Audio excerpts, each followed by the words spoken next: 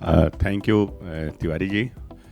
मेरे सभी सम्मानित एनजीओ से आए हुए सभी सम्मानित गण और पंचायत विभाग से आए हुए सभी कार्मिक, सबका मैं महिला एवं बाल विकास की तरफ से आपका हार्दिक स्वागत और अभिनंदन करता हूं।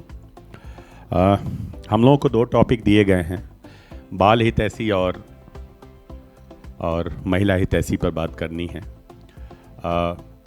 देखिए, आप लोग एज ए मास्टर ट्रेनर के रूप में जब आप लोग अपने अपने जनपद में जाएंगे और वहाँ पर अपने पंचायत में आपको काम करना है, इसमें बाल हितैषी गांव की बात हम करते हैं तो हम उन ग्राम पंचायतों की बात कर रहे हैं जिनमें अधिकांश जो जनता है इस समय जो आर्थिक रूप से कहीं ना कहीं कमज़ोर है, उनके लिए ही हम काम कर रहे हैं। मेन हमारा जो फोकस होगा वो बच्चे कैसे हैं, वो बच्चे आर्थिक रूप से उनके परिवार के जो माता पिता हैं वो कहीं ना कहीं कमज़ोर हैं।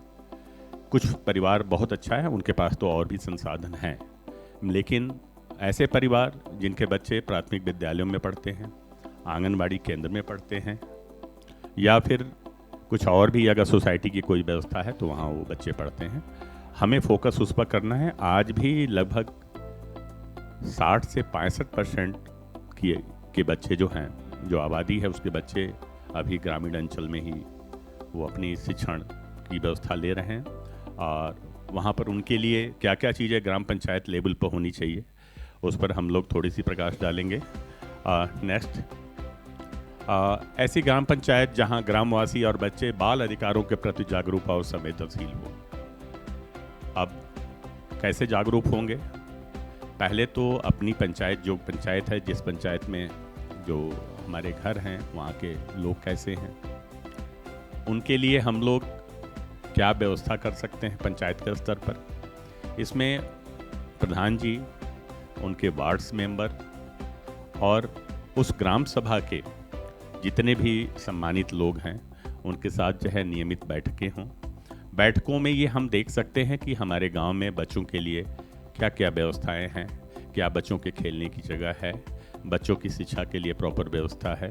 तो ये सारी चीज़ें बच्चों के लिए जो आंगनबाड़ी केंद्र हैं, उनमें आंगनबाड़ी केंद्र में बच्चे जाते हैं और उन बच्चों को वहाँ पर प्रॉपर कैसे ट्रीट किया जा रहा है, आंगनबाड़ी किस तरह की, कितनी एजुकेटेड है, ये भी पंचायतों का। आप लोग जानते हैं कि 73वां संविधान संशोधन जो हुआ था जिसमें पंचायतों को काफ़ी अधिकार दिए गए थे, तो हम लोग 2005 में 2006 में इस पर हम लोग चमोली में हमारे डीडीओ साहब थे SS बिस साहब, और हम दोनों लोग एज ए मास्टर ट्रेनर के रूप में हम लोग ATI नैनीताल से ट्रेनिंग भी लिया था कि पंचायतों को कैसे सुदृढ़ करें। ये उसी का एक पार्ट है। तो हम अगर जो बाल हितैषी जो हमारा आज का टॉपिक है, इसमें देख सकते हैं कि जो हमारे बच्चे हैं, जो बच्चे पैदा हो रहे हैं या पैदा होने की पहले की स्थिति है, तो क्या उस माता को, जो गर्भवती माता है, उसके लिए हमने क्या क्या व्यवस्थाएं वहाँ पर कर रखी है। जैसे ANM सेंटर है कि नहीं है, ANM वहाँ रेगुलर रहती है कि नहीं रहती है, क्या हमारे जितनी भी गर्भवती माताएं हैं, प्रेग्नेंट लेडीज़ हैं, क्या उनका 3 बार हेल्थ चेकअप हुआ है अथवा नहीं हुआ है, क्या उनके 2 टेटनस के टीके लगे हैं कि अथवा नहीं लगा है, प्रसव की अपने यहाँ की क्या व्यवस्था है। तो इसके एक रिकॉर्ड भी रखना बहुत ज़रूरी होता है। तो इसमें ये सारी चीज़ें इसमें आपकी जोड़ेंगी। आपको संवेदनशील होना पड़ेगा, पंचायतों को संवेदनशील होना पड़ेगा। पंचायतें कैसे संवेदनशील होंगी? तो उसमें एक तो बैठकें हों, बैठकों में बच्चों को भी उसमें पार्टिसिपेट करने का मौका दें। जो बच्चे उसमें पार्टिसिपेट करना चाहते हैं, बच्चे जैसे हम हैं और हम कभी क्रिकेट नहीं खेले, तो मैं क्रिकेट के बारे में बहुत अच्छी चीज़ नहीं बता सकते। अगर हमारा कोई 14 साल 15 साल का बच्चा है, वो क्रिकेट खेलता है, तो उसको मालूम है कि छक्का क्या होता है, चौका क्या होता है, 2 रन क्या होता है, सिंगल रन क्या होता है, लेग स्पिनर क्या होता है, स्पिनर क्या होता है, फास्ट बॉलर क्या होता है, तो वो बच्चा बताएगा। तो उसकी भी भागीदारी इसमें लेनी है, तो इसको भी हमें ध्यान देना है। और इसके बाद नेक्स्ट, प्रत्येक बच्चे को बच्चों से संबंधित निर्णयों में जिस पर हम चर्चा कर रहे थे, उनको भाग लेने का, उनको भी उसमें पार्टिसिपेट कराएं, उनके साथ बैठें बच्चों से भी राय लें कि फुटबॉल खेलने में बच्चा कौन सा गोलकीपर का बहुत बढ़िया है, कौन मिडिल ऑर्डर में बढ़िया खेल सकता है, मतलब कि तमाम तरह की जो उसमें चीज़ें हैं उस पर भी उनसे चर्चा करिए। अब बच्चे को फुटबॉल की ज़रूरत है, आपके पास प्ले ग्राउंड है, कोई खेलने का एक मैदान है, मगर आपके पास बॉल नहीं है, तो इसके पास पंचायतें जो है अपने संसाधनों से ये कर सकती हैं। आपको एक उदाहरण मैं देना चाहूँगा। 2010, 11, 12 में हमें हरिद्वार में सेवा करने का मौका मिला था। वहाँ के पंचायत के जितने भी हमारे सम्मानित प्रधान जी लोग थे, उनके साथ हम लोगों ने बैठकें की। मुझे 1200 पंखे और 1200 कुकर जो है निःशुल्क मिले थे। तो हम लोग बहुत ऐसा काम कर सकते हैं जिसमें पैसे की आवश्यकता नहीं है। यही चीज़ आपको उनको बताना है। एक एग्जाम्पल दे रहा हूँ कि अभी जब मैं उधम सिंह नगर में था तो वहाँ पर स्वच्छता मिशन के तहत जो है एक कार्यक्रम हुआ था, तो उसमें मुझे 2 मिनट बोलने का मौका मिला। हम लोगों ने वहाँ किया क्या, मेरे यहाँ कूड़ा वहाँ पर केवल महीने में 1 दिन निकलता था। आपको विश्वास नहीं होगा क्यों निकलता था, मैं उसके बारे में बताना चाहता। जो थोड़ी बहुत हमें दूध या जो पॉलीथीन हमारे पास किसी तरह से आ जाती थी, उनको हमने सूखा कूड़ा के रूप में अलग से रख लिया। हमारे जो सरकारी आवास मिला था उसमें हमारे पास थोड़ी सी जगह थी जिसमें हमने कूड़े को, जो गीला कूड़ा हमारे पास होता था, जैसे लौकी का छिलका है, तोरी का छिलका है या किसी और चीज़ का छिलका है, उनको हम लोगों ने एक जगह संग्रह किया और उसको फिर हम लोग मिट्टी से उसको ढक देते थे। फिर अगले सीजन में हमने उसको निकाला और उसको कैरियों में डाल दिया। फिर अगले जगह हमने कूड़ा, तो हमारा महीने में क्या हुआ, 1 दिन कूड़ा हुआ। आप लोग देखे होंगे कि बहुत जगह कूड़े के ढेर लग गए हैं। अब पंचायतों में इस समय सबसे बड़ी समस्या हो गई है। तो चलिए, एक तो एग्जाम्पल था, तो इसमें निर्णयों में बच्चों को अधिकार दिया जाए, उनके साथ आप बात करें और हमारी पंचायत के सभी लोग उनको आदर के साथ लें, क्योंकि यही बच्चे हमारे कल के कर्णधार हैं, हमारे भविष्य हैं। और ये कैसे भविष्य हैं, वो गांव के भी भविष्य हैं, क्षेत्र पंचायत के भी भविष्य हैं, जनपद के भी भविष्य हैं और आपके स्टेट के हैं और देश के तो हैं ही। आज ये छोटी छोटी चीज़ें ही धीरे धीरे परिवर्तन हुई हैं। तो आज आपके और हमारे बीच में देख रहे हैं कि 10वीं अर्थव्यवस्था से हम 5वीं अर्थव्यवस्था पर खड़े हो गए हैं। हमारा टारगेट है कि 27 में हम तीसरी अर्थव्यवस्था बने, ऐसे ही हम लोग बनेंगे। नेक्स्ट, अब देखिए, इसमें ग्राम पंचायत और समस्त ग्राम स्तरीय संस्थाएं बच्चों से संबंधित समस्त मुद्दों तक पहुंच सुनिश्चित करते हुए एक कार्य योजना बनाएंगे और उसको क्रियान्वित करेंगे। अब कार्य योजना कैसे बनेगी? पंचायत की बैठकें होती हैं, उन बैठकों, जरूरी नहीं है कि जो फिक्स है कि इस महीने में पंचायत की बैठक होनी, उसके अलावा भी पंचायतों की बैठक की जा सकती है। ये चीज़ें आपको उन तक पहुंचानी है।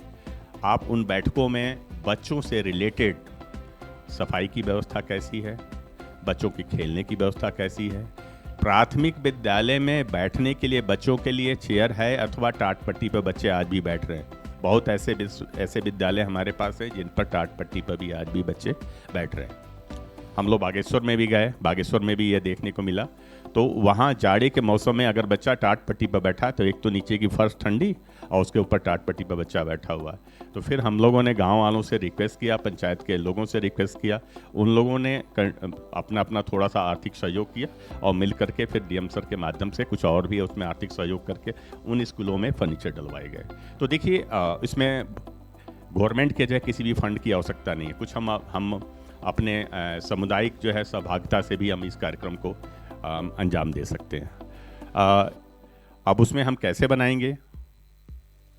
पंचायतों के साथ जब आप जाएंगे या उनको बताएंगे, वार्ड मेंबर होंगे, ग्राम पंचायत के प्रधान जी होंगे, उनके पास ग्राम निधि फर्स्ट और सेकंड 2 तरह की निधियां उनके पास आती हैं। स्वच्छता के लिए भी अलग से उनके पास फंड आता है। बहुत ऐसी चीज़ें हैं जो कि खेल विभाग के तरफ से भी ग्राम पंचायतों को दी जाती हैं।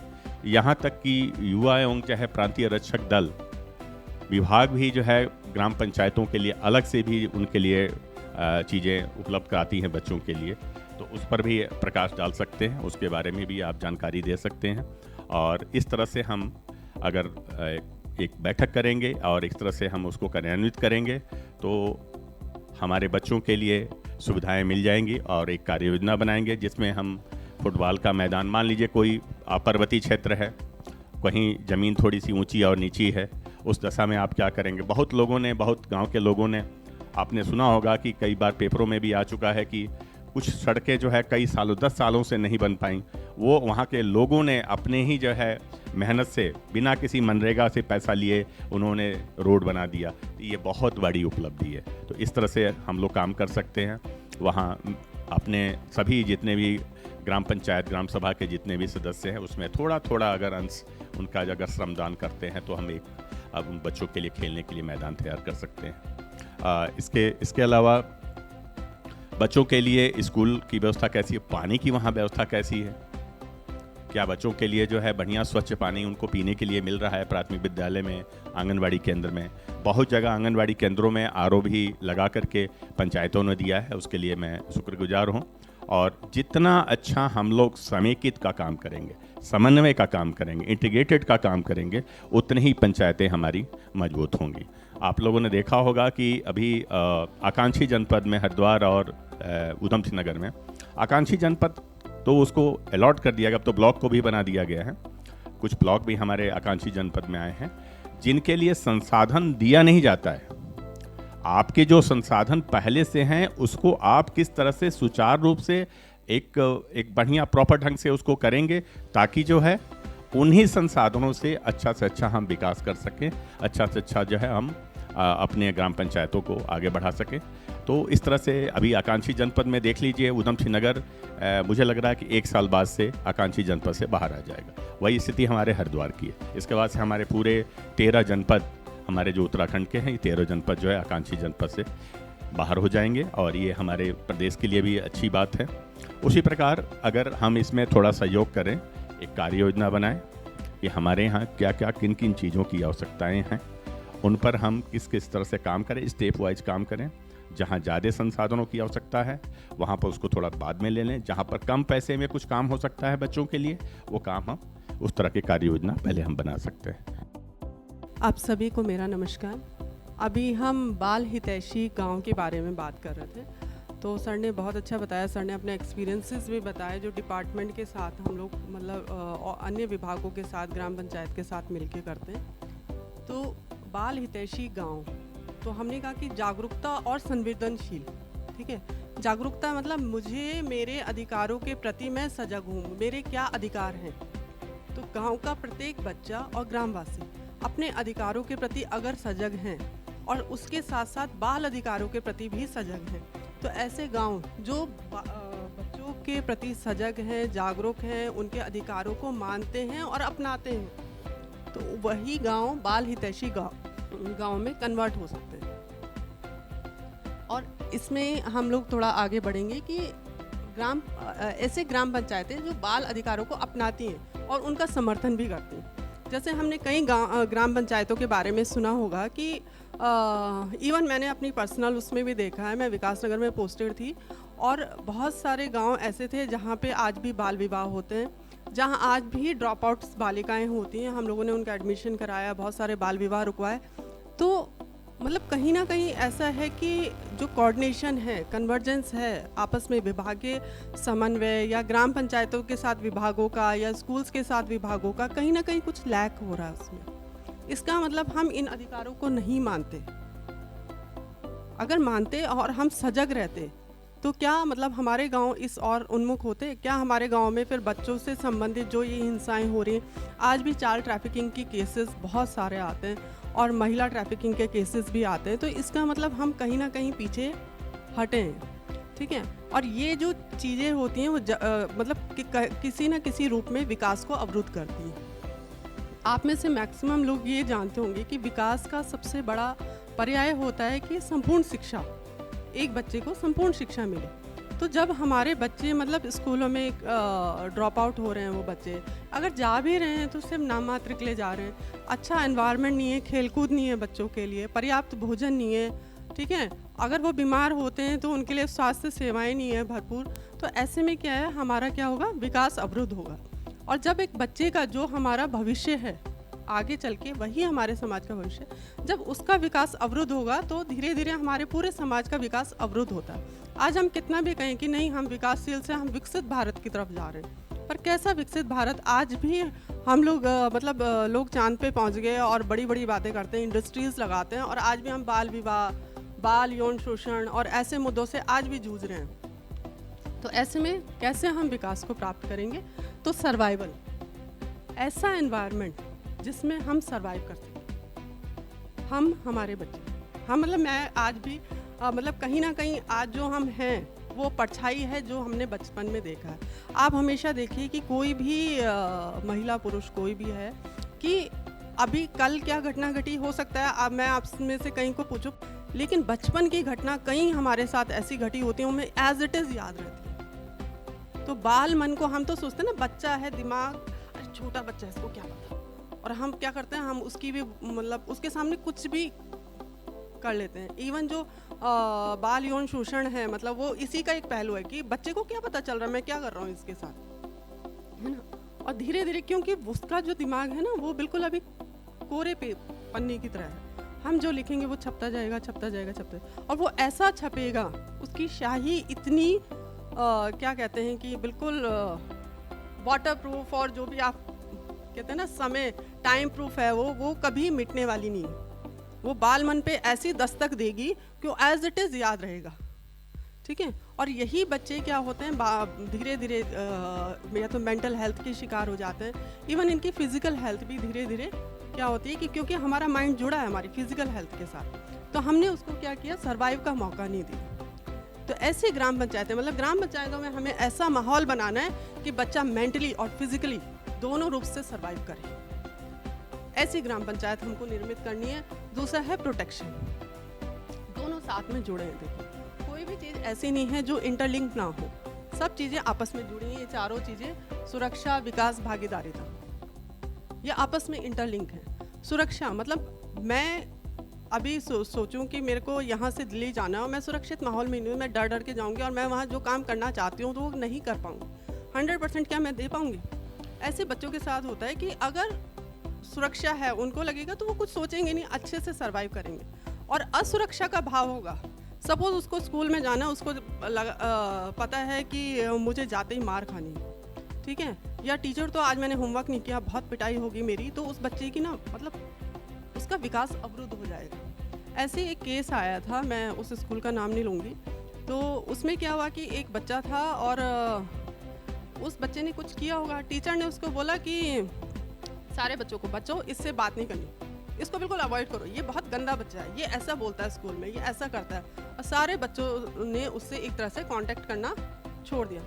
उस बच्चे की मानसिक स्थिति पे ये असर पड़ा कि जब भी वो उसके पेरेंट्स उसको स्कूल छोड़ने आते, वो स्कूल के गेट पे आते ही वॉमिटिंग स्टार्ट करता। तो उसके बाद पेरेंट्स ने उसको बहुत बड़े बड़े हॉस्पिटल्स में दिखाया, समझ में नहीं आता, ये बच्चा घर में रहता है बिल्कुल ठीक ठाक, स्कूल के गेट पे आता है, ये सीधे वॉमिटिंग करना स्टार्ट कर देता है ना। पेरेंट्स भी कंफ्यूज, या तो ये जानबूझ के कर रहा है, घर में भी फिर डर का माहौल बनाया गया, कुछ तो गड़बड़ है, बेटा तुम कुछ कर रहे हो। लेकिन धीरे धीरे वो बच्चा बहुत बुरी तरह से बीमार होने लगा, उसके सिम्टम्स बाहर आने लगे। फिर क्या हुआ कि अब क्या होता है कि जब हम बार डॉक्टर के पास जाते हैं, डॉक्टर को हमें कोई सिम्टम्स नज़र नहीं आते, तो डॉक्टर कहता है एक बार थोड़ा अपना साइकोलॉजिकल सेशन भी आप ले लो, क्या पता कुछ अंदर कुछ हो, आपको और हमको ना पता। आप गैस्ट्रो डॉक्टर के पास जाइएगा, वो आपको 100%, अगर उसको आपकी बीमारी समझ में नहीं आ रही तो वो आपको साइकोलॉजिकल कंसल्ट के लिए भेजेगा, वो कहेगा जाओ थोड़ा सा उनसे भी मिल के आओ। ऐसे ही उस बच्चे को भी भेजा गया। धीरे धीरे जब उसकी काउंसलिंग हुई तो ये चीज़ सामने आई कि स्कूल में ऐसा हुआ उसके साथ। और फिर तो खैर जब एक मुद्दा मिल जाता है पेरेंट्स को, फिर विज्ञापन निकले, ये निकला वो निकला, हमारे डिपार्टमेंट को बुलाया गया कि आप जाके, बल्कि बड़ा हाई प्रोफाइल स्कूल था, आप जाके उस स्कूल में ऐसा सेशन लीजिए, ऐसा कोई टीचर नहीं कर सकता। तो आप इसमें से समझ सकते हैं कि एक बच्चे की साइकोलॉजी पे क्या असर पड़ रहा है हमारी छोटी छोटी घटनाओं से, है ना। तो हम उस बच्चे का सर्वाइवल रोक देते हैं, हम उसका प्रोटेक्शन रोकते हैं, उसका विकास अवरुद्ध होता है। वो बच्चा एक स्वस्थ मस्तिष्क के साथ समाज में नहीं आएगा, वो एक हेल्दी पर्सन तो बिल्कुल भी नहीं होगा। तो हम उसका विकास अवरुद्ध कर देते हैं। दूसरी बात है भागीदारिता, हम बच्चों को कहते हैं तुम्हें अभी कुछ नहीं पता, तुमको बीच में बोलने की जरूरत नहीं, ठीक है, और हम उनका डिसीजन लेते हैं। ऐसे ही ग्राम पंचायतों में अभी आपने देखा होगा बाल सभा, बाल पंचायतों का कॉन्सेप्ट आया है कि बच्चों को भी जैसे हमारी ग्राम सभा होती है सेम एज इट इज़ बच्चों की भी ग्राम सभा हो, 11 से 18 साल के बच्चे उसमें शामिल हों। ऐसे ही ग्राम पंचायत, जैसे हमारे यहाँ सरपंच चुना जाता है और पंचों चुनी जाती है, वैसे ही क्या हो कि बच्चों में से भी चुना जाए।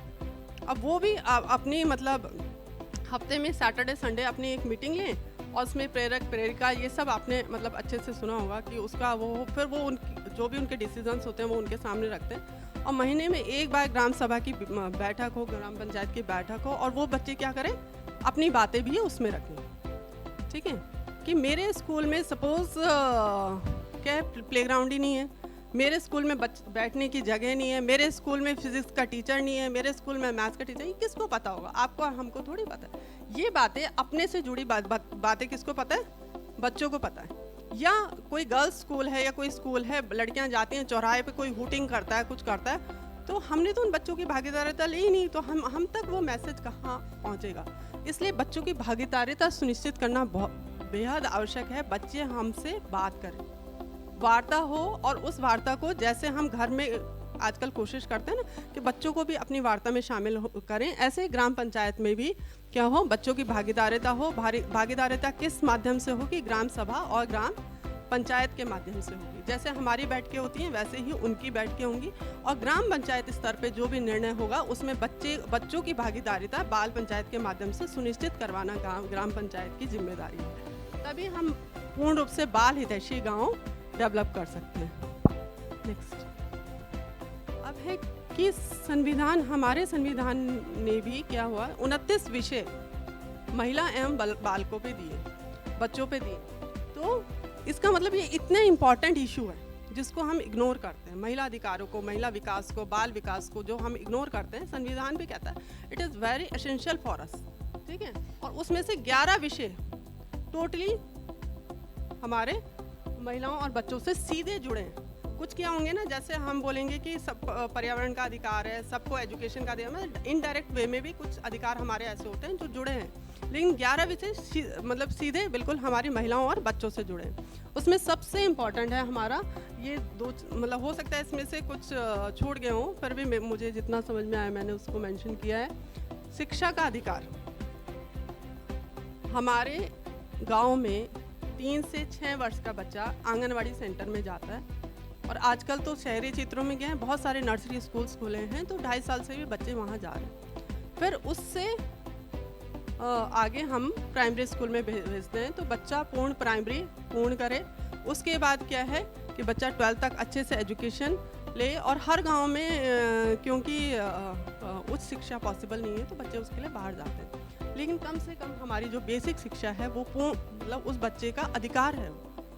तो इसीलिए संविधान ने भी उसको राइट टू एजुकेशन के तहत मेंशन किया है कि जब बच्चे को समस्त बच्चों को शिक्षा लेने का पूर्ण अधिकार है, लेकिन शिक्षा की व्यवस्था कैसी हो तो वो ग्राम पंचायत की जिम्मेदारी।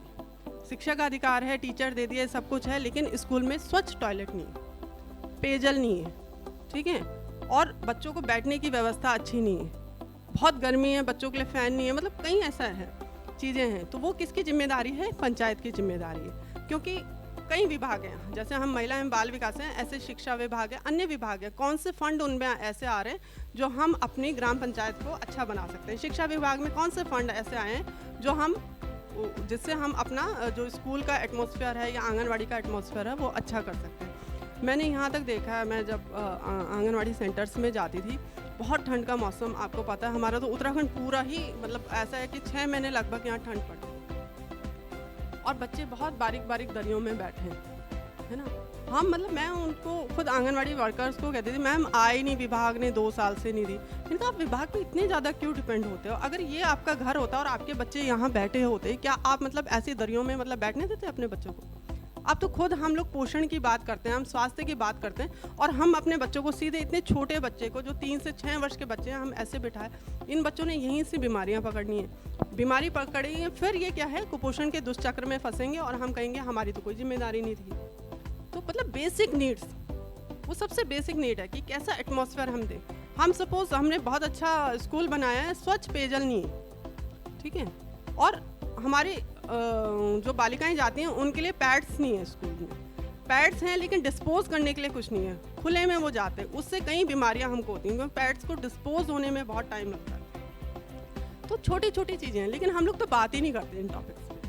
आप खुद ही देखिए कितनी जगह ऐसे बात होती है कि जो हम पैड पे बात करेंगे खुलेआम की, यार बच्चे को तो कहीं भी पीरियड्स हो सकते हैं, महिलाओं को कहीं भी पीरियड्स हो सकते हैं, कि क्या व्यवस्था है हमारे ग्राम पंचायत में ऐसे बच्चों के लिए, ठीक है। लेकिन हमें क्या है, हम कहते हैं ये टॉपिक बात वाला नहीं होता, इसको छुपा के रखना, ठीक है, ठीक है। उसका जो वेस्ट हुआ उसको डिस्पोज करने का हम बहुत सारे अभी आप सॉलिड वेस्ट मैनेजमेंट और दिस एंड दैट करते हैं, तो क्या हम जो पैड्स हैं या जो हमारे माहवारी से निकला जो वेस्ट है उसको डिस्पोज करने की क्या बात करते हैं?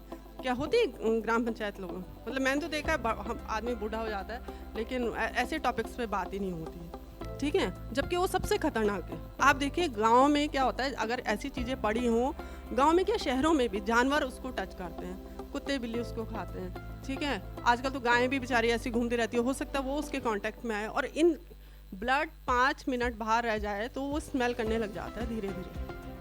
तो आप सोचिए कि वो कितना खतरा होगा कि जब ऐसे पैड्स बाहर पड़े रहते हैं, ऐसी चीज़ें बाहर पड़ी रहती हैं, वो हमारे एनवायरनमेंट को किस हद तक गंदा करती हैं, तो हम लोग उस पर बात ही नहीं करते हैं। तो ऐसे ही शिक्षा मतलब सबसे इम्पॉर्टेंट, फिर है साफ स्वच्छ पेयजल। ऐसे बहुत सारे बच्चे हमारे हिंदुस्तान में डायरिया से मरते हैं और आज भी गांव में और उसमें मतलब डायरिया से बच्चा मर रहा है, तो ये मतलब आप सोचो कि हम कितने विकसित हैं कि डायरिया जैसी छोटी बीमारी से बच्चों की डेथ हो रही है। तो ऐसे में साफ पेयजल मतलब उसका अधिकार है, ये आप छीन नहीं सकते, उसको राइट है उसका, ठीक है। स्वास्थ्य, हमारे यहाँ बहुत सारे बच्चे ऐसे होते हैं, हम लोग कुपोषण पे बात करते हैं, बहुत अच्छी फैमिलीज़ भी आप देखेंगे कि मतलब फादर मदर बहुत स्वस्थ हैं, बच्चा बहुत कमज़ोर है, या प्री मैच्योर बेबी हो रहा है, या महिला के स्वास्थ्य में कोई बहुत सारी दिक्कतें होती हैं। ऐसा क्यों होता है? क्योंकि हम कभी भी महिला प्रेग्नेंट हो जाती है और उसके पोस्ट प्रेगनेंसी होती है, हम ऐसे इश्यूज़ पे बात ही नहीं करते। हम प्रेगनेंसी पे खुल के बात नहीं करते, क्या उसको खाना है, क्या उसको एक्सरसाइज करनी है, कैसे उसका चेकअप होगा, कैसा उसका टीकाकरण होगा, हम लोग उस पर बात ही नहीं करते हैं, ठीक है। वो एक हेल्दी बेबी कैसे कंसीव करेगी और कैसे उसको डिलीवर करेगी, इस टॉपिक पे बात नहीं होती। उसके बाद क्या होता है कि ब्रेस्ट फीडिंग पे हम लोग बात नहीं करते। महिलाओं के सामने सबसे बड़ी समस्या क्या आती है? Breast feeding. जितनी भी महिलाओं ने बच्चों को जन्म दिया होगा, मेरे ख्याल से वो मेरी प्रॉब्लम समझ होंगे, है ना। तो उसकी बात कब होती है? जब पहले दिन महिला बच्चे को दूध पिलाती है। क्यों उसकी बात उस समय से नहीं हुई जब से वो प्रेग्नेंट हुई, या क्यों उसकी बात किशोरावस्था से नहीं हुई? हम लोग कभी ऐसे टॉपिक्स पे बात नहीं करते। फिर क्या कहा जाता है, वो जब अपनी प्रॉब्लम्स बताना स्टार्ट करती है, मैं नहीं पिला पा रही हूँ, देखो मुझे ये पेन हो रहा है, मुझे ये दिक्कत हो रही है, लेकिन सबने तो झेला है, मैंने भी झेला है, मेरी सास ने भी झेला, उसकी सास ने भी झेला, मेरी माँ ने भी झेला, सबने झेला, कोई बात नहीं, 1 महीने में सब ठीक हो जाएगा। तो हम समस्याओं का ये सॉल्यूशन बताते हैं किसी को कि सबने झेला है, आप भी झेलो, ठीक है। पीरियड से रिलेटेड कोई प्रॉब्लम होगी, हम कहेंगे हमने भी झेला है, कोई बड़ी बात नहीं, होता रहता है ये सब, आप भी झेलो। क्या बात है, हमारे भारत में कई लोग सर्विकल कैंसर से मरते हैं, कोई बात नहीं, कौन सी बड़ी बात है। कई महिलाएं ब्रेस्ट कैंसर से मरती हैं, कौन, क्योंकि हम ऐसे टॉपिक्स पे बात ही नहीं करते। हाँ, अब हम बोलते हैं breast screening and this and that और ये ब्रेस्ट कैंसर, क्यों हम स्तनपान पे खुल के बात नहीं करते? क्यों हम उस महिला को पूरी नॉलेज स्टार्टिंग से नहीं देते, किशोरावस्था से क्यों नहीं देते? क्यों हम एनीमिया के ऊपर बात नहीं करते? क्यों ऐसा होता है कि हमारा बच्चा पैदा होते ही कुपोषण के दुष्चक्र में फंस जाता है?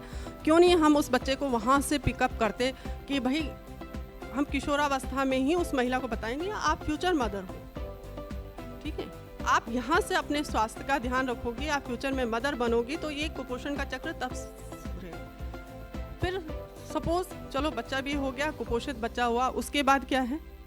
हमारी एक भ्रांति बनी है कि बच्चा दूध ही पीता है अच्छे से, आसानी से। माँ को तो देखो बहुत काम है, वो कुछ खिला नहीं सकती बच्चे को, बिजी है बेचारी, ठीक है। तो ठीक है, परिवार के अन्य सदस्य क्या कर रहे हैं फिर? ठीक है, वो बच्चा पालना तो माँ का काम है, उसी की रिस्पॉन्सिबिलिटी है, वही करेगी। और बच्चा इजीली सिर्फ दूध पीता है, तो दिन भर उसको दूध ही पिला रही है। समझ में नहीं आता, इतना चेकअप करा लिया मैडम, ये बच्चा मेरा ठीक नहीं हो रहा, आपको पता है 2 किलो दूध अकेला पी जाता है। अरे तुमको इतना समझ में नहीं आया, तुमको सिर्फ दूध ही दूध पिलाएं, दिन भर खाना ना दे तो तुम्हारा क्या हाल होगा, ठीक है। इस बच्चे को क्या चाहिए? Frequency of food and variety of food, वो तो हमने दिया नहीं, हम तो एक ही तरह का खाना दे रहे हैं। और ये प्रॉब्लम मैं आपको बताऊं, अच्छी फैमिलीज में बहुत ज़्यादा है, ठीक है, जिसको कहते हैं ना संपन्न परिवार, क्योंकि वो क्या करते हैं, सरदर्द नहीं चाहिए उनको, मेहनत नहीं चाहिए उनको फटाफट निपटाना। हम 2 किलो 3 किलो 4 किलो दूध मैनेज कर सकते हैं, हमारा बच्चा अच्छे से दूध पीता है, अच्छे वाले कुकीज़ खाता है, कोई बात नहीं। लेकिन बच्चा पनप नहीं रहा हमारा, क्योंकि हम इस टॉपिक पे बात ही नहीं करते। मेरे साथ सैम मैम बच्चे जब हमारे यहाँ परियोजना में थे तो एक सत्र चलाया गया, उसमें बहुत सारे अधिकारियों को बच्चे गोद दिए गए। तो वो मुझसे आगे बोलते थे, मैम इसमें करना क्या है, ये बता दो, क्या क्या दूँ उनके घर में, बॉर्नविटा ले जाऊँ, ये ले जाऊँ, वो ले जाऊँ, ड्राई फ्रूट्स भी रख लेता हूँ। मैंने कहा आप कुछ मत देना, उनको सिर्फ एक मूल मंत्र सिखा देना, frequency of food and variety of food. Frequency मतलब बच्चा कुपोषित है आपका, उसकी पाचन क्षमता बहुत ही कम है, वो धीरे धीरे खाएगा, तो आपको मेहनत करनी पड़ेगी, उसको हर आधे घंटे 1 घंटे में कुछ खिलाना है।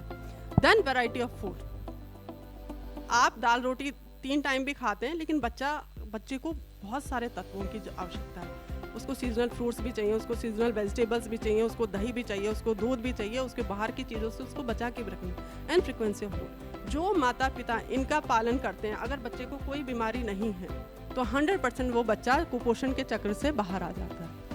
तो ऐसे स्वास्थ्य वाले इशू, आपको लगा होगा मैंने टॉपिक बहुत आगे बढ़ाया, लेकिन हम ऐसे टॉपिक्स पे बात ही नहीं करते, और ये हमारा डिपार्टमेंटल इशू भी है, तो मैंने आपको थोड़ा डिटेल में बताया। तो ऐसे मुद्दों पे जाके ग्राम स्तर पे बात हो, ग्राम प्रधान के सामने बात हो। मैंने हमेशा देखा, और केदारावाला से प्रधान जी भी आए हैं, तो मैं कभी ऐसे नहीं करती, मैं गई और अपनी मीटिंग ली और मैं चली आई। मैं हमेशा क्या करती हूँ, प्रधान जी को ज़रूर इन्वाइट करती हूँ और उनके सामने बात होती है। ग्राम के जितने भी जनप्रतिनिधि हैं उनको बुलाते हैं, हम उनके सामने बात होती है, ताकि उनको भी समझ में आए डिपार्टमेंट क्या कर रहा है, किन मुद्दों पे बात करता है, क्या मुद्दे इम्पॉर्टेंट हैं हमारे लिए, ठीक है।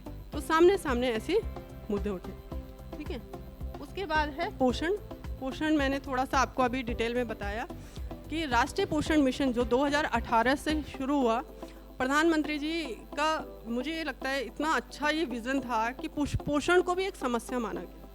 अभी तक तो हम क्या करते थे, बीमारियों पे बात करते थे, ये बीमारी वो बीमारी, लेकिन उन बीमारियों को हम कहते हैं नहीं, अब हम बात करते हैं इम्यून सिस्टम बढ़ाओ, बीमारियां खुद दूर भाग जाएंगी। वो इम्यून सिस्टम बढ़ेगा कैसे, इसका मतलब हमारे अंदर पोषण का स्तर अच्छा हो। अब हम बात करते हैं पोषण वाटिकाओं की।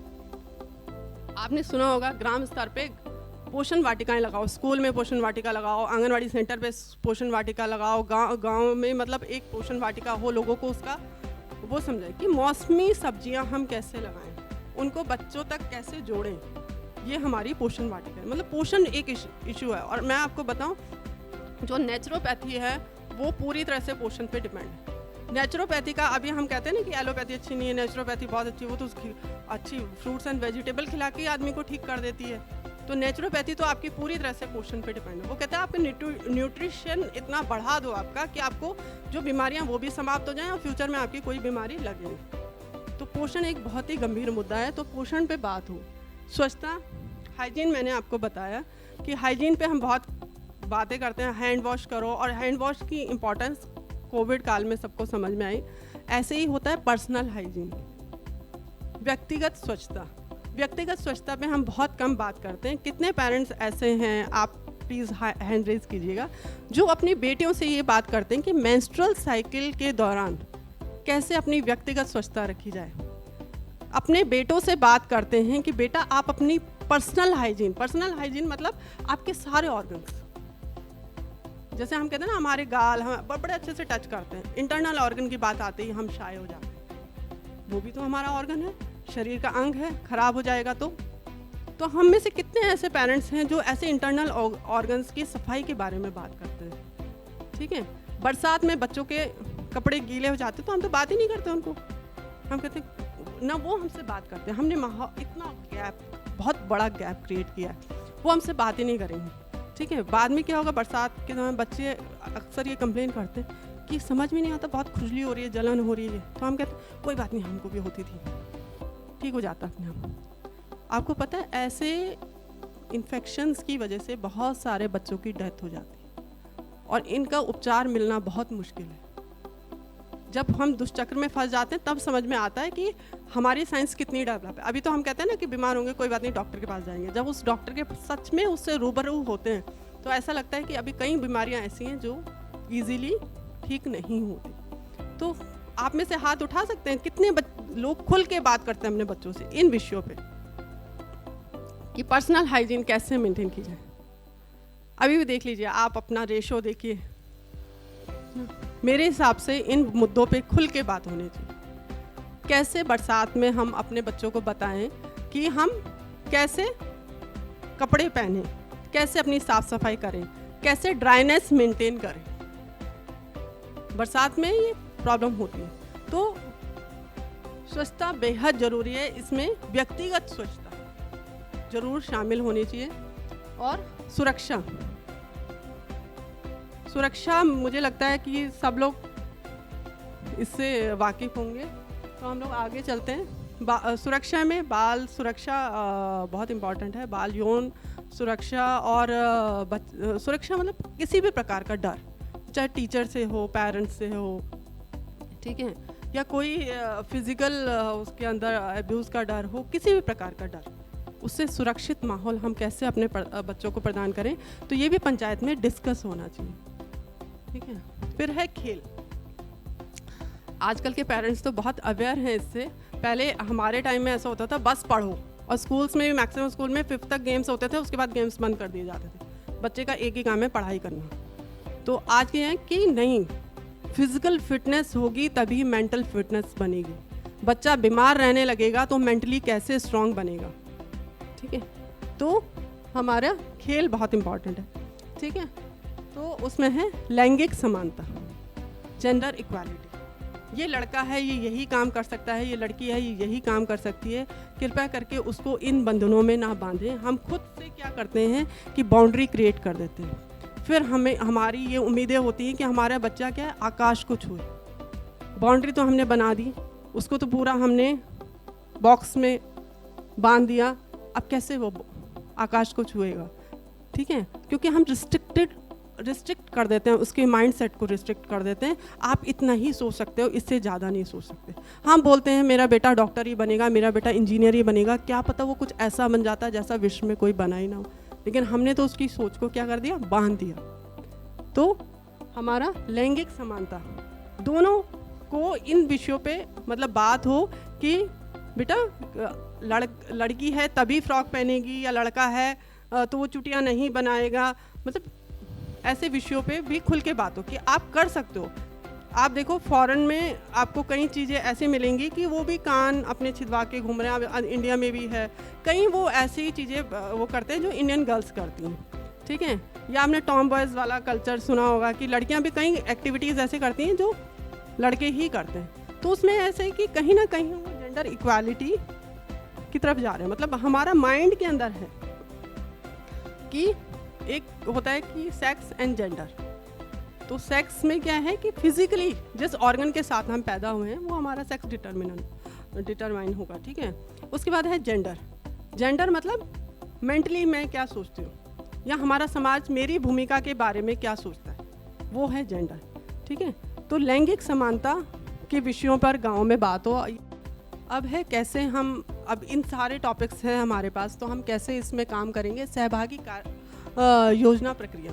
सहभागी योजना मैंने कहा ना कि समाज के जिन लोगों के लिए आप निर्णय लेते हो, जिन उसके उनकी भी सहभागिता, उसमें बच्चों की भी सहभागिता हो, उसमें महिलाओं की भी सहभागिता हो, उसमें आपके गांव स्तर पे बहुत सारे सरकारी इंस्टीट्यूट, प्राइवेट इंस्टीट्यूट्स काम कर रहे हैं, उनकी भी सहभागिता हो, ठीक है। तो उससे एक योजना आप बनाएंगे, योजना निर्माण करेंगे, ग्राम विकास योजना का नाम मतलब उसका होगा, ठीक है। और फिर क्या होगा, वो जो आपने योजना बनाई नियमित अंतराल पे उसने क्या उपलब्धि हासिल की, उसको भी आप मूल्यांकन करेंगे, ठीक है। नेक्स्ट अब है कि पंचायतें डायरेक्टली किस टॉपिक्स में मतलब सीधा हस्तक्षेप करेंगी बच्चों से संबंधित, वो है कुपोषण। कुपोषण के बारे में मैंने अभी आपसे डिटेल में बात की है कि पोषण के स्तर को बढ़ाना, कुपोषण को ख़त्म करना है। और उसमें एक ही मूल मंत्र है, frequency of food and variety of food. अगर उसको कोई भी फॉलो करता है, और कब से फॉलो करता है, किशोरावस्था से, क्योंकि फ्यूचर में जाने वाले माता पिता वही होते हैं। तो कुपोषण का चक्र समाप्त हो जाएगा अगर हम किशोरावस्था से बच्चियों को और बच्चों को समझाएं कि कैसे आप अपने को हेल्दी रख सकते हैं। तो धीरे धीरे वही आगे जाके वही फ्यूचर मदर बनेगी, उससे जो बेबी डिलीवर, अगर वो खुद हेल्दी है तो बच्चा भी क्या होगा, स्वस्थ होगा और कुपोषण का चक्र समाप्त होगा। और उसमें है बाल श्रम, मतलब ग्राम पंचायत की ये जिम्मेदारी होगी कि 100% उसका गांव क्या हो, बाल श्रम से मुक्त हो। दूसरा है बाल विवाह। आज भी ये समस्याएं हमने खुद बहुत फेस की हैं फील्ड में। तो आज भी ये होता है कि बाल विवाह, और उसमें फिर कह दिया जाता है जब हम लोग फील्ड में जाते हैं, अच्छा मैडम इसकी एज 18 से कम है, हमें तो पता ही नहीं था। मैडम को पता चल गया इतनी दूर जाके, ठीक है, और आप अपने गांव में रह रहे हैं, आप कैसे बोल सकते हैं?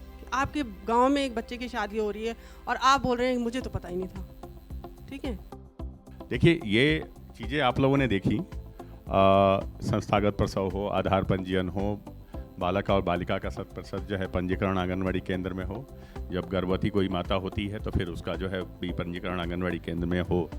ठीक है, इसके बाद से बाल श्रम की बात कर रहे हैं, प्राथमिक शिक्षा की 100% हो। इसके लिए करेंगे क्या, कैसे होगा ये चीज़ें ही आपको बतानी है वहाँ पर। तो पंचायतों में जब उनके बीच में आप जाएंगे, उनके बीच में आपको काम करने का मौका मिलेगा, उनकी आप ट्रेनिंग देंगे, तो आपको ये देखना होगा कि पंचायतों में क्या क्या चीज़ें उनके पास, कौन कौन से काम वो कर रहे हैं, क्या क्या चीज़ें इनके ये उसमें जोड़ेंगे। आप कैसे करेंगे? जो पंचायतों की बैठक होती है, उस बैठक में जो ये सारे मुद्दे उठने चाहिए। ये मुद्दे उठेंगे कि जब गांव के लोग, सभी लोग बैठे हैं, ग्राम सभा के सभी लोग, पंचायत के सभी मेंबर्स बैठे हुए हैं, वार्ड्स मेंबर्स और प्रधान जी, उप प्रधान जी बैठे हुए हैं, ये चर्चा करेंगे कि कितने ऐसे बच्चे हैं जिनके आंगनबाड़ी केंद्रों में पंजीकरण नहीं हुआ है, क्या उन बच्चों को राशन मिल रहा है अथवा नहीं मिल रहा है। देखिए अभी गवर्नमेंट ने, भारत सरकार ने गेहूं भी दे रही है, फोर्टिफाइड राइस भी दे रही है। इसके अलावा उन्होंने अभी अलग से अंडे, 8 अंडे पर डे देने, महीने में 8 अंडे देने की व्यवस्था किया है, और केले का चिप्स भी उन्होंने शुरू किया है। क्या उन बच्चों को मिल रहा है कि नहीं मिल रहा है? इसके अलावा मुख्यमंत्री अमृत आंचल योजना के अंतर्गत प्रत्येक दिन प्रत्येक बच्चे को 10 ग्राम पाउडर का दूध भी उसको गुनगुने पानी में देने का है। उसका फ्लेवर बहुत बढ़िया आता है, बच्चे उसको खूब पीते हैं। तो ये पंचायतों में आपको देखना पड़ेगा कि पंचायतें जो है इनके बारे में डिस्कस करें, किसका बच्चा ऐसा है जो कि प्राथमिक विद्यालय में इसमें पढ़ने नहीं जा रहा है। मान लीजिए कि एक्स ऐसा व्यक्ति है जिसका बच्चा नहीं जा रहा है, वहाँ पर जो है प्रधान जी ने या किसी के माध्यम से उससे सूचना मंगवाई कि आपका बच्चा क्यों नहीं जा रहा है। वो कह रहा है कि साहब जो है वो छोटी जो है बिटिया है, उसको वो देखता रहता है, इसलिए जो है वो स्कूल नहीं जा पा रहा है। तो आपको पंचायतों को जो है ये इस पर भी जो है मंथन करना होगा कि उसके बच्चे को किस तरह से प्राथमिक शिक्षा मिले, क्योंकि हर आदमी को जो है, हर बच्चे को जो शिक्षा का अधिकार, ये मौलिक अधिकार है, उसको फंडामेंटल राइट है। तो इसके लिए आप जब उसमें चर्चा करेंगे तो वो बच्चा भी छूटेगा नहीं। आज की स्थिति ये हो गई है कि बहुत कम ऐसे बच्चे हैं जो छूट रहे हैं, मगर वो छूट इसलिए रहे हैं कि वहाँ से हमने अपने दिमाग को हटा लिया है। जब तक हम पंचायतों में इन चीज़ों पर चर्चा नहीं करेंगे, अभी आप देखिए बाल तस्करी की बात हो रही है इसमें, तो अभी भी मैं बागेश्वर में था, तो 2017 की घटना है। 3 ऐसी बच्चियां थी जो वहाँ से बाल तस्करी करके बाहर लड़कियां ले गए लोग। फिर बाद में जो है टीम, जब वो सर्विलांस पर उसको डाला गया तो फिर उसमें से 2 बच्चियां फिर वापस आई थी। तो ये स्थितियाँ वहाँ पर क्या है कि वो आर्थिक रूप से कमज़ोर हैं, कुछ पैसा दे करके उनके माता पिता को बहला दिया जाता है, और 20,000 रुपये में, 15,000 रुपये में, 30,000 रुपये में उस बच्ची को लेकर के वो बाहर चले जाते हैं। वो बच्चियाँ फिर जो है, आपको पता है कि वो कहाँ कहाँ किस तरह से उनका प्रयोग किया जाता है, किस तरह से उनको शारीरिक मानसिक जो प्रताड़ना झेलनी पड़ती है।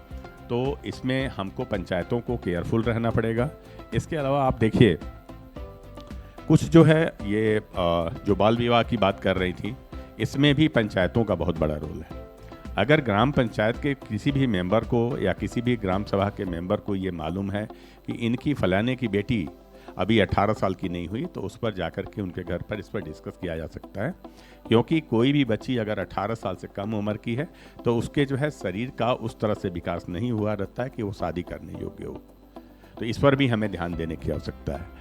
और इसी प्रकार जो है बाल श्रम का है, बाल श्रम में भी आप देख सकते हैं बहुत ऐसे काम हैं जो कोई अगर गरीब आदमी है, अपने बच्चे को जो है, जैसे मान लीजिए कि वो थोड़ा कमज़ोर है, वो काम ढंग से नहीं कर पा रहा है, तो उसमें अगर पंचायतें चाहे तो उनको उनके हिसाब से भी जो है मनरेगा में काम दिया जा सकता है, ताकि उसका छोटा बच्चा बाल श्रम में ना आने पाए और वो बच्चा जो है अपनी शिक्षण संस्थाओं में जाकर के अपनी आगे की शिक्षा ग्रहण कर सके। इस पर भी जो है पंचायतों को ध्यान देना होगा।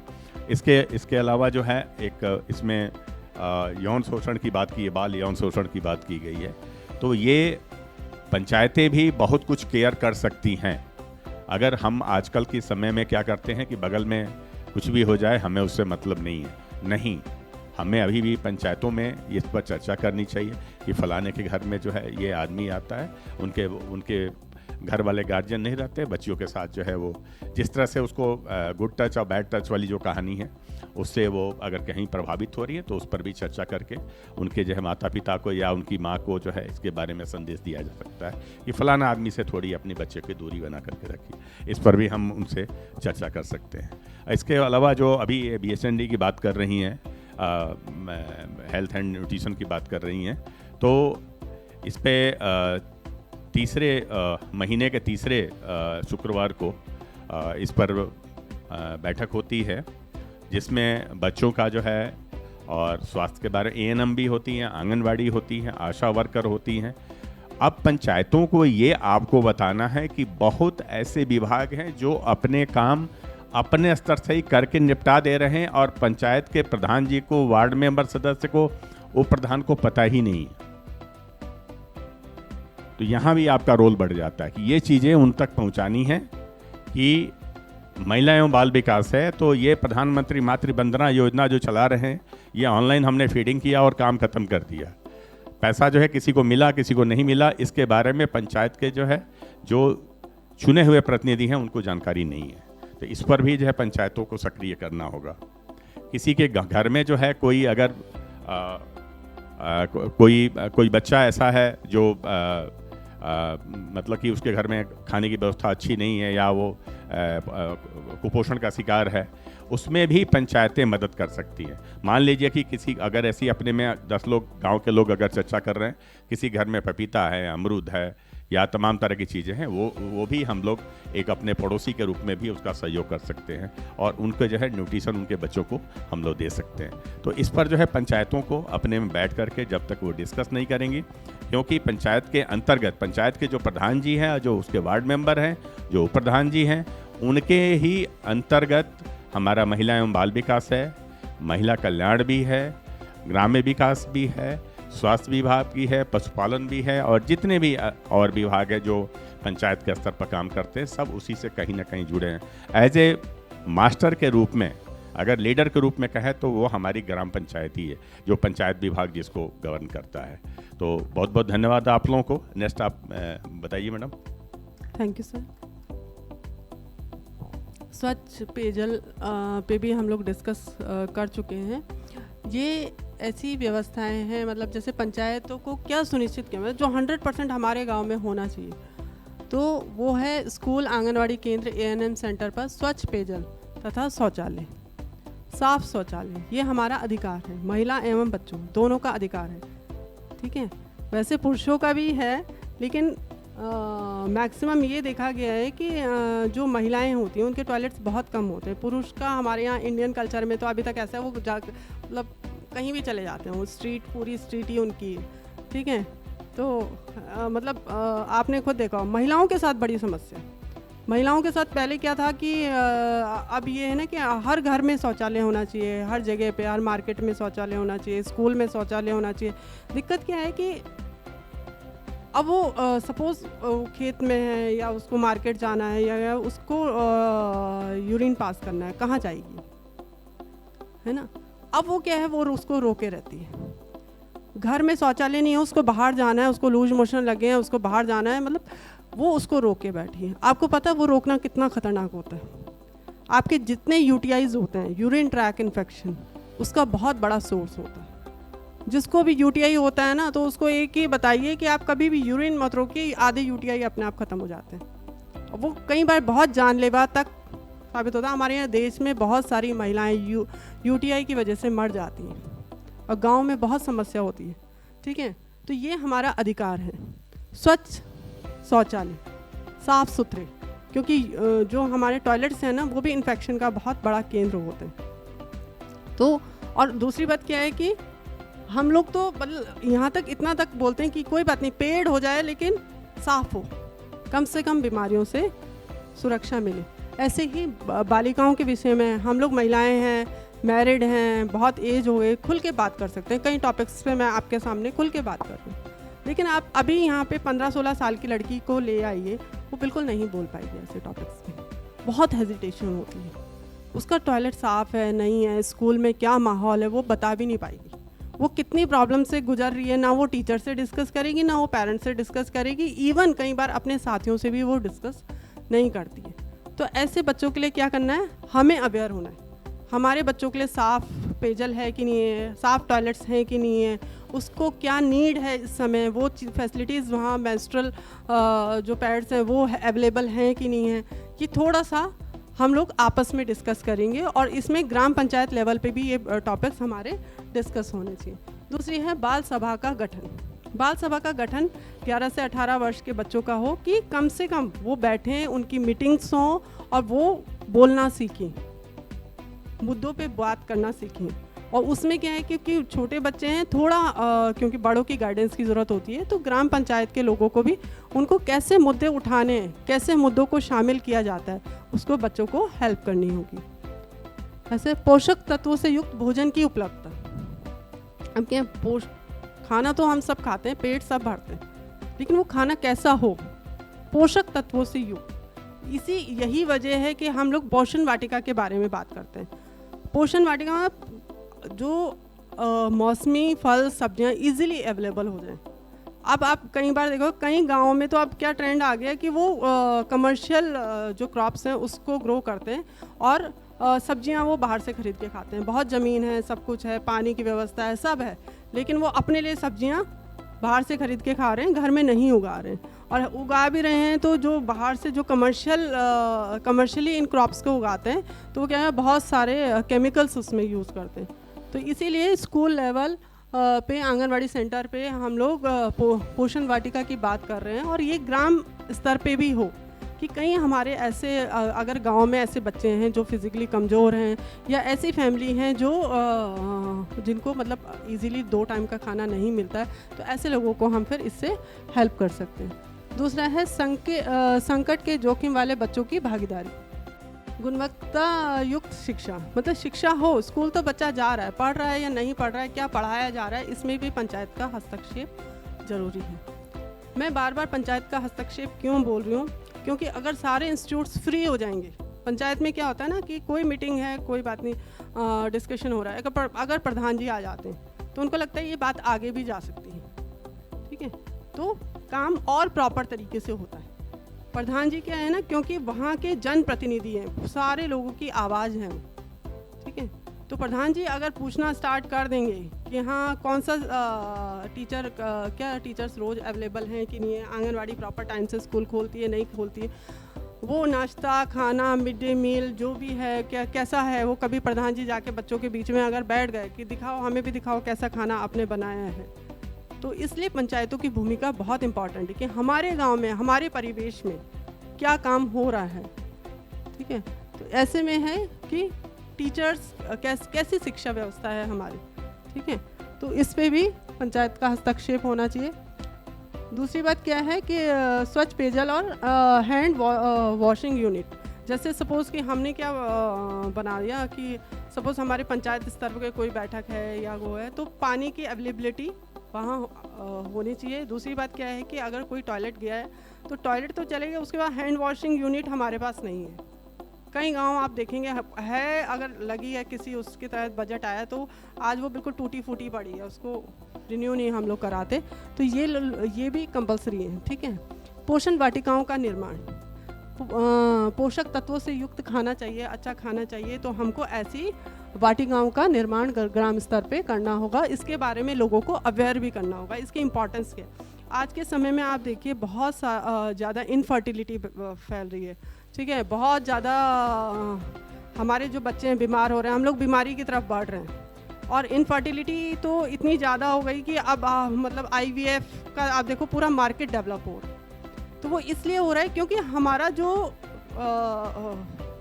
पोषण स्तर है वो बहुत कम हो गया है, खेलकूद हमारे ख़त्म हो गए हैं, ठीक है। इस वजह से क्या है, बहुत सारी बीमारी हो रही है। दूसरी बात, हम लोग खेतों में इतना केमिकल डालते हैं।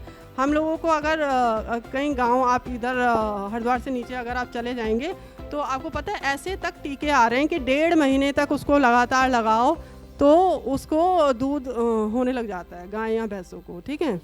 हरे मतलब नेचुरल वे आपने ख़त्म कर दिया पूरा। 9 महीने या 10 महीने जितना भी वो प्रेग्नेंट रहती थी, प्रॉपर डिलीवरी करती थी बच्चे की, वो सब ख़त्म हो गया, ठीक है। तो आपने मतलब हमारा ये होता है कि आपने कभी सोचा नहीं इतना केमिकल आप डाल रहे हो, उसका दूध आप बच्चे को निकाल के अपना पिला रहे हो, या आप सपोज बेच भी रहे हो, तो जो बच्चा इसको पिएगा, जो उसको आपने तो पूरा मतलब कहाँ से हार्मोनल पूरा इम्बैलेंस क्रिएट कर दिया। और वो धीरे धीरे क्या हो रहा है, इतनी अजीब अजीब बीमारियों में हम लोग कन्वर्ट हो रहे हैं कि अभी आपने सुना होगा कि मतलब 9 साल की बच्ची है, उसको मेंस्ट्रुअल साइकिल स्टार्ट हो गई है ना, और कई बच्चे 7 साल में मेंस्ट्रुअल साइकिल स्टार्ट हो गई। क्यों हो गई? क्योंकि हमारी क्या है कि हार्मोनल इम्बैलेंस हो गया, ठीक है। इसलिए पोषण वाटिकाओं का निर्माण, और इसकी इम्पोर्टेंस क्यों है, केमिकल्स क्यों नहीं खेतों में डालने हैं।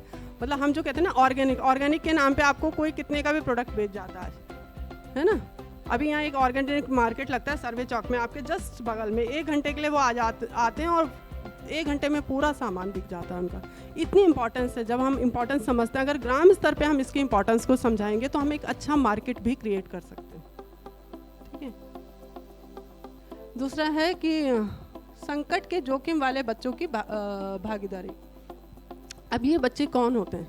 कुछ बच्चे होते हैं जो फिजिकली चैलेंज्ड होंगे, कुछ बच्चे हैं मेंटली चैलेंज्ड होंगे, कुछ बच्चे ऐसे होंगे जो पढ़ाई में कमज़ोर होंगे, या उसके साथ कोई और फैक्टर्स होंगे। ऐसे बच्चों को भी हर विषय पर मतलब अपने साथ इन्वॉल्व करना है ना, उसको पीछे नहीं छोड़ देना है। ऐसे परिवारों को भी समझाना है कि इन बच्चों को क्या है, ये अरे ये तो किसी लायक नहीं, इसको किनारे करो। ऐसे ही बच्चे आप देखोगे अभी भारत में कितनी अच्छी प्रोग्रेस कर रहे हैं, लेकिन इन बच्चों को भी शामिल करना है। पंचायत लेवल पे ये बच्चे छूट ना जाएं कहीं, ठीक है। समाज के कमज़ोर वर्ग के बच्चों को अतिरिक्त शैक्षिक सहायता या प्रशिक्षण उपलब्ध कराना। कई बच्चे ऐसे होते हैं कि भाई उनको एक बार में समझ में नहीं आता, 2 बार में समझ में नहीं आता, स्कूल में पता चला कि वो नहीं कर पा रहा, ट्यूशन पढ़ना वो मतलब अफोर्ड नहीं कर पा रहा है। तो ऐसे बच्चों के लिए क्या है कि पंचायत स्तर पे कई ऐसे होंगे, आपके गांव लेवल पे बहुत सारे रिटायर्ड लोग होंगे जो पढ़ाना चाहते हैं, या कई ऐसे बच्चे होंगे मतलब जो अच्छा हायर एजुकेशन उन्होंने पढ़ी, वो अपना 1-2 घंटा दे सकते हैं। तो ऐसे आपस में बात करके भी इन प्रॉब्लम्स को सॉल्यूशन निकाला जा सकता है। दूसरा है कि सबसे इम्पॉर्टेंट कि हमारे हेल्पलाइन नंबर्स वो डिस्प्ले होने चाहिए, कि महिलाओं का हेल्पलाइन नंबर क्या है, बच्चों से रिलेटेड हेल्पलाइन नंबर्स क्या है, हमारा 1 स्टॉप सेंटर क्या है, ये सब डिस्प्ले होना चाहिए ग्राम पंचायत लेवल पे, ठीक है। अभी कभी किसी को पूछेंगे 1 स्टॉप सेंटर, मैं बताऊं आपको बहुत कम लोग ऐसे होंगे जिनको 1 स्टॉप सेंटर के बारे में पता है, ठीक है। वुमेन हेल्पलाइन नंबर तो 50% लोगों को पता होगा, 50% को शायद वो भी नहीं पता है। बच्चों से हेल्पलाइन रिलेटेड हेल्पलाइन नंबर क्या है, एम्बुलेंस का क्या है, हॉस्पिटल का क्या है, ठीक है। तो और ऐसे हेल्पलाइन नंबर्स क्या हों, हमारे डिस्प्ले हों, ताकि किसी को भी कभी भी कोई भी आवश्यकता पड़ती है। और ये हेल्पलाइन नंबर्स कैसे काम करते हैं, कैसे मदद करते हैं, ये आप अगर कभी मौका मिले गुजरात में जाइए, GVK बहुत अच्छा काम वहाँ पे कर रहा है। मतलब वो ऐसे नहीं कि आपने फ़ोन किया 108 को, ठीक है, उसने उठाया आपको आपके घर से और हॉस्पिटल में पटक दिया, ऐसे नहीं। वो क्या करते हैं कि मरीज़ ने उनको फ़ोन किया, मेरी तबीयत ख़राब है, उसका पूरा वो जो हिस्ट्री है उसको लेके वो हॉस्पिटल में भेज देते हैं उसके आने से पहले। सपोज़ कोई प्रेग्नेंट वीमेन है, उसको डिलीवरी होने वाली है, उसकी हिस्ट्री वो जैसे ही वो कॉल करेगी तुरंत उसकी हिस्ट्री हॉस्पिटल में पहुंच जाएगी।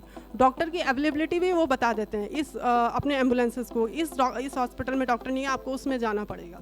सपोज़ किसको हार्ट अटैक आया है तो हमारे यहाँ तो क्या है, वो हॉस्पिटल ढूंढते ही काफ़ी टाइम लगा देते हैं। वो लोग डॉक्टर को हिस्ट्री भी भेज देते हैं और ये भी बता देते हैं वहाँ पे उस हॉस्पिटल में वो डॉक्टर अवेलेबल है, ठीक है, आप तुरंत वहाँ पे जाइए।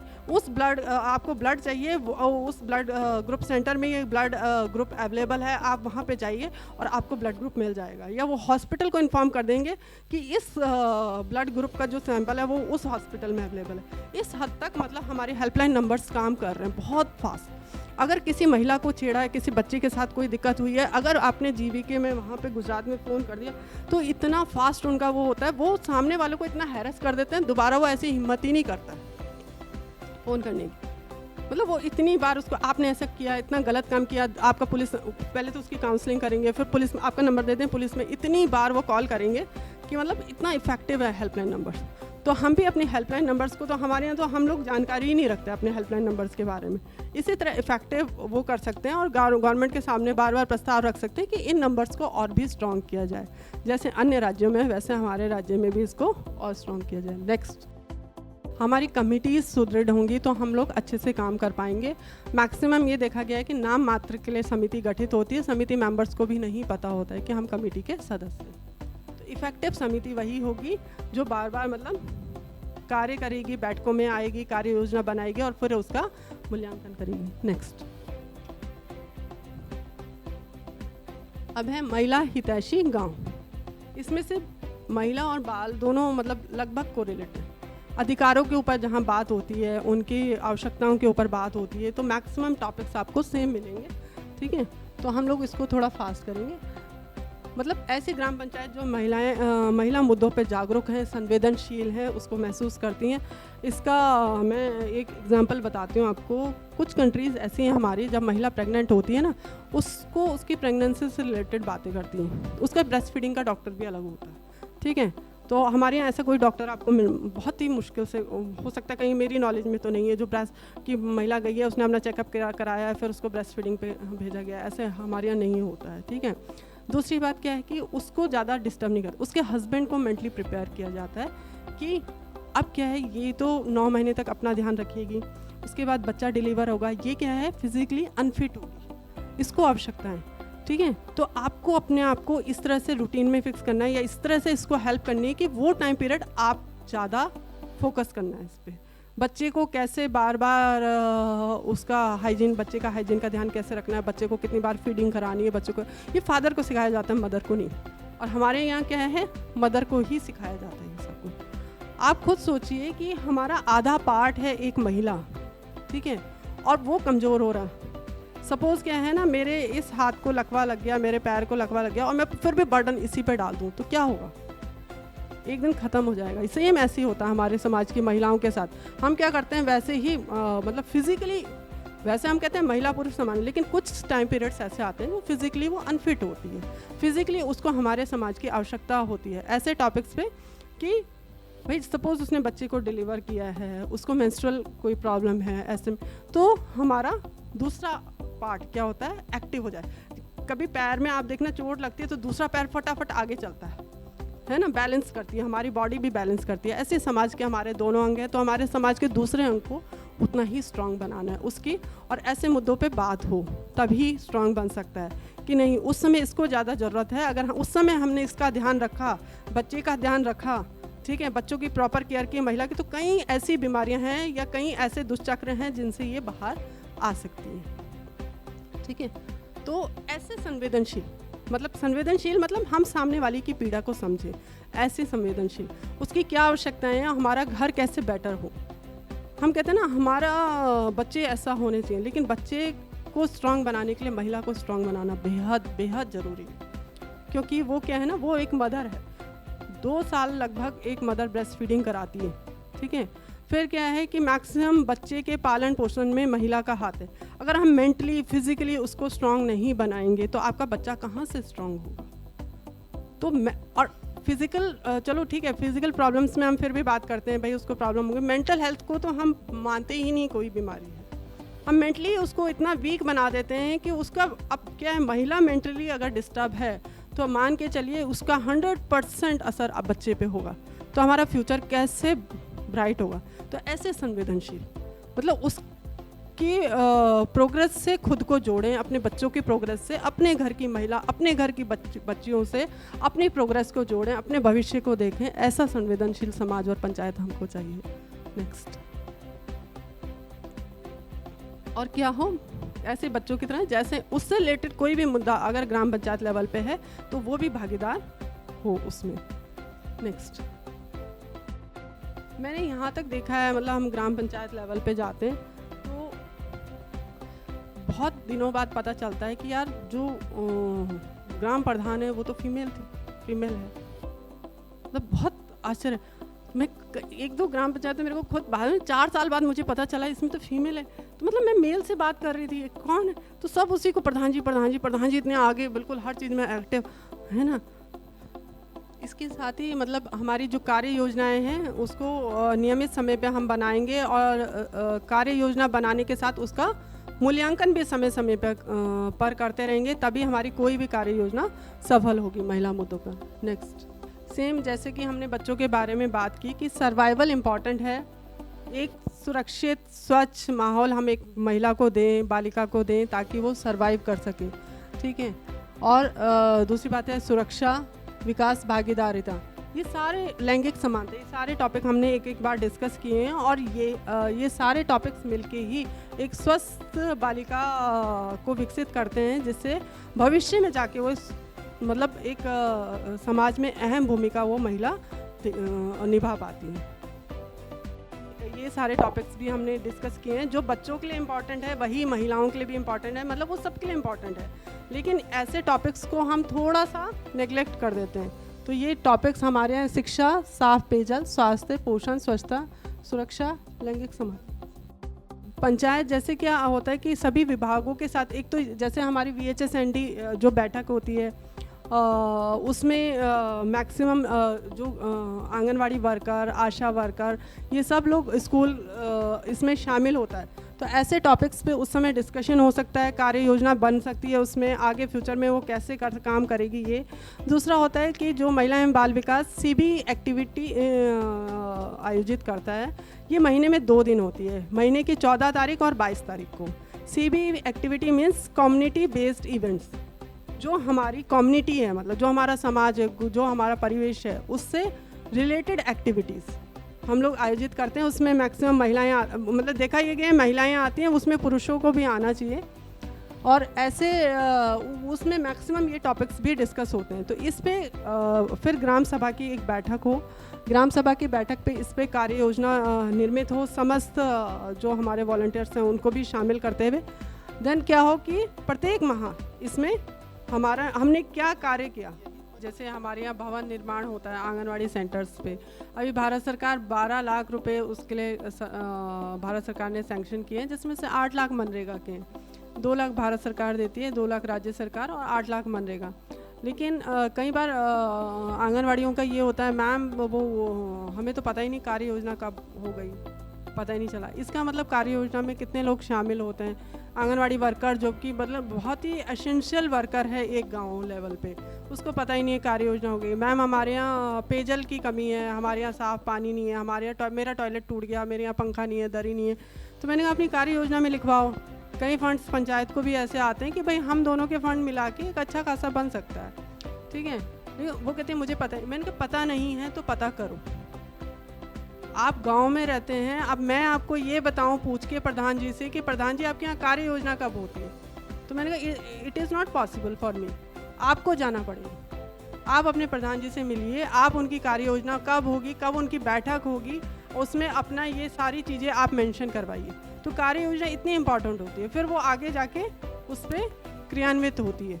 तो उसमें सभी लोगों का शामिल होना, सारे विभागों का, सारे ग्राम सभा के लोगों का शामिल होना बहुत ही आवश्यक है। तो ये मैक्सिमम टॉपिक्स आपने देखे होंगे, ये हम लोग कवर कर चुके हैं। थोड़ा सा मैं ये पोषण पे क्योंकि हम लोग बात कर रहे थे, तो ये राष्ट्रीय पोषण मिशन के तहत ये बहुत इम्पॉर्टेंट है कि मैं इसकी जानकारी आपको दूं।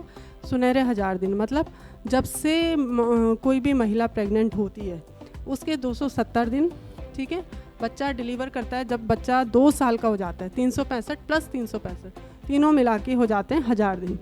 इसमें क्या होता है कि किसी भी मानव मस्तिष्क या उसके शारीरिक विकास का मतलब सबसे इम्पॉर्टेंट फेज़ होता है। आपका जो 90% जो ब्रेन डेवलपमेंट होता है इसी एज ग्रुप में होता है, और मैक्सिमम देखा गया है कि इसी को हम सबसे ज़्यादा नेग्लेक्ट करते हैं। हमको ऐसा लगता है बच्चा थोड़ा बड़ा हो जाएगा, अपने आप खाएगा पिएगा, हेल्दी हो जाएगा, उसके बाद हो जाएगा उसका ब्रेन डेवलपमेंट। और हमें शायद नहीं पता कि जब से बच्चा घर में फीड हुआ है वहाँ से लेके 2 साल तक उसका जो मेंटल डेवलपमेंट है वो 90% हो चुका होता है। उसके बाद आप कितना भी पोषण उसको दीजिए, हम बहुत ज़्यादा उसका मेंटल लेवल नहीं बढ़ा सकते। तो इस पे सबसे ज़्यादा काम करना, ग्राम पंचायत लेवल पे ये बात होनी चाहिए, इस पे बात होनी है। सुनहरे 1000 दिन इसलिए इसको नाम दिया गया है, बहुत इंपॉर्टेंट इसको माना गया है कि महिला जब से प्रेग्नेंट होती है तब से वो अपना कैसे ध्यान रखे, बच्चा जब हुआ है तब से वो अपना कैसे अपने बच्चे का ध्यान रखे ताकि वो फिज़िकली और मेंटली क्या हो, स्ट्रांग हो और हमारा समाज कुपोषण के चक्र से मुक्त हो। इसमें है पोषण के 5 सूत्र। तो ये भी बहुत इम्पॉर्टेंट है कि क्या पोषण के 5 सूत्रों में सबसे इम्पॉर्टेंट है पौष्टिक आहार। आहार हमारा अच्छा होगा तो हम खुद ही कुपोषण के चक्र से बचे रहेंगे। जैसे कि कोविड टाइम पे सब इसी पे बात करते थे, इम्यून सिस्टम बढ़ाओ, इम्यून सिस्टम बढ़ाओ। तो इम्यून सिस्टम कैसे बढ़ता है? तो ये कि जब हमारा पौष्टिक आहार अच्छा होगा।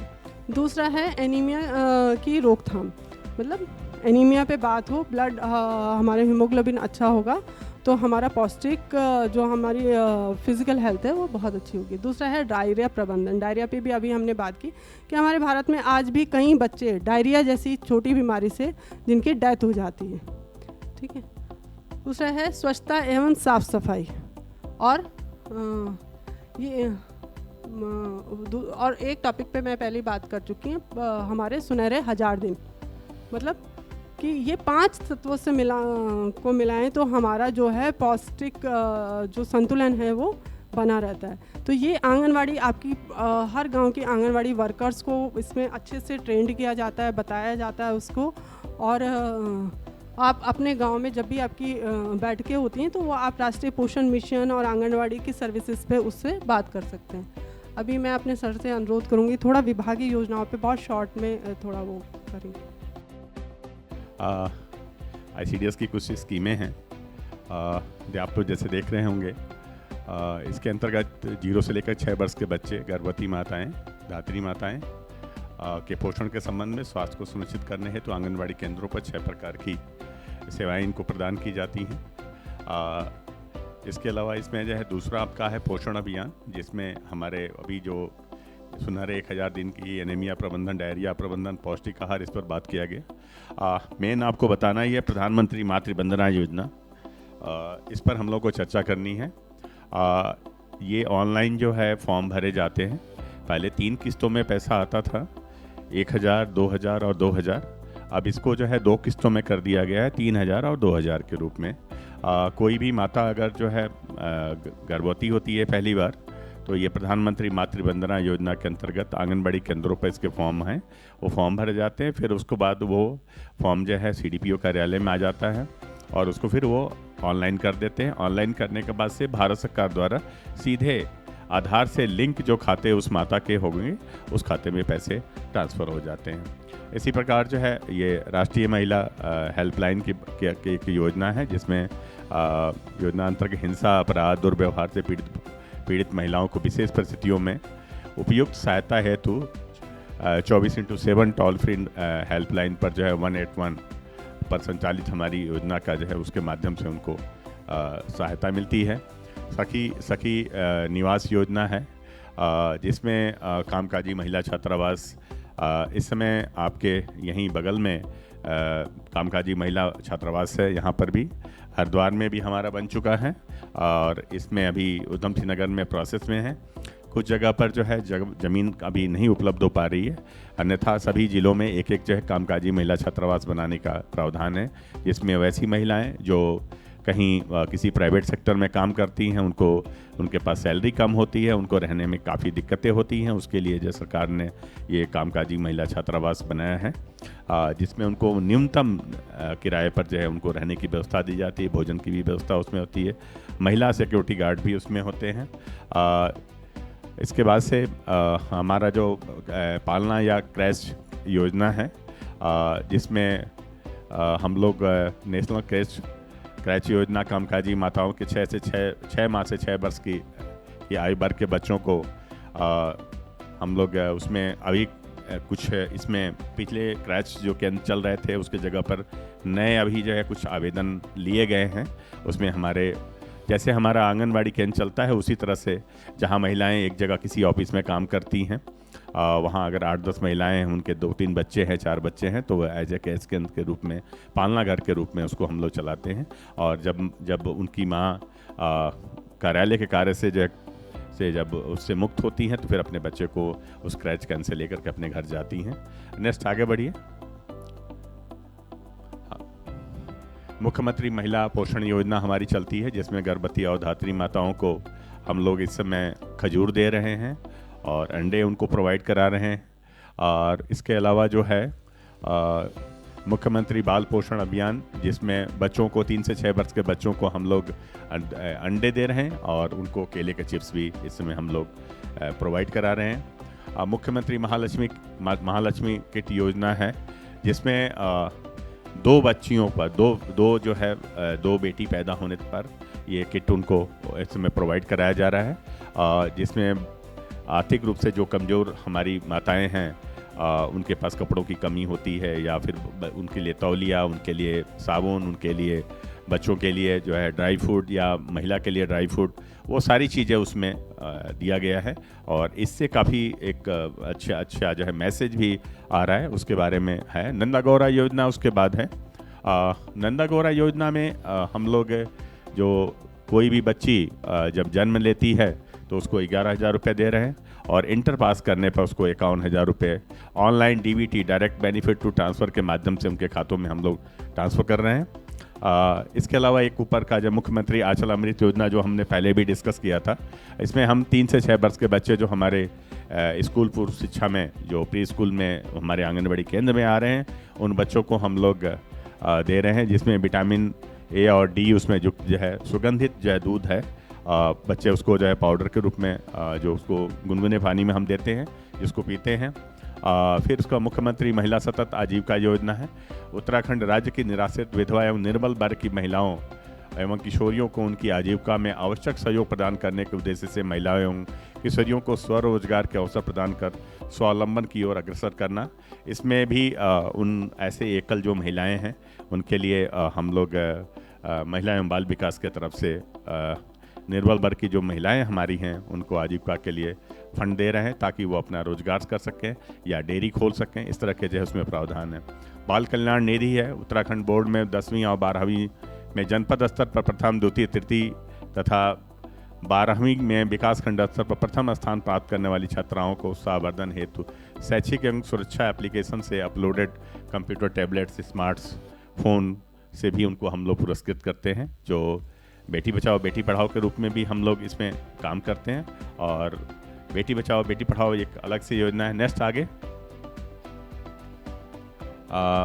बेटी बचाओ बेटी पढ़ाओ में हम लोग कोशिश ये करते हैं कि जो हमारी 11 से 18 वर्ष की बच्चियां हैं जो एनीमिक हैं, उनके लिए हम लोग हेल्थ कैंप भी लगाते हैं। बच्चियों को हम लोग ये देखते हैं किसी विद्यालय में अगर बच्चियों के लिए, जैसे कि अभी हम लोगों ने जिलाधिकारी महोदय के माध्यम से जो ऐसी बच्चियां थी जिनके जाड़े के कपड़े उनके पास नहीं थे, उनको कपड़े भी और उनके लिए ऊनी जो है कपड़े खरीद करके, स्वेटर खरीद करके, जूते उनको प्रोवाइड कराया गया। एक अच्छी पहल की गई। उनको छाते दिए गए, उनको थर्मस दिया गया, उनके लिए टिफिन बॉक्स तक भी देने का प्रावधान है इस बेटी बचाओ बेटी पढ़ाओ में। सैनिटरी पैड भी हम बच्चियों को 11 से लेकर के 18 वर्ष की बच्चियों के लिए सैनिटरी पैड भी हम लोग इसमें उपलब्ध कराते हैं।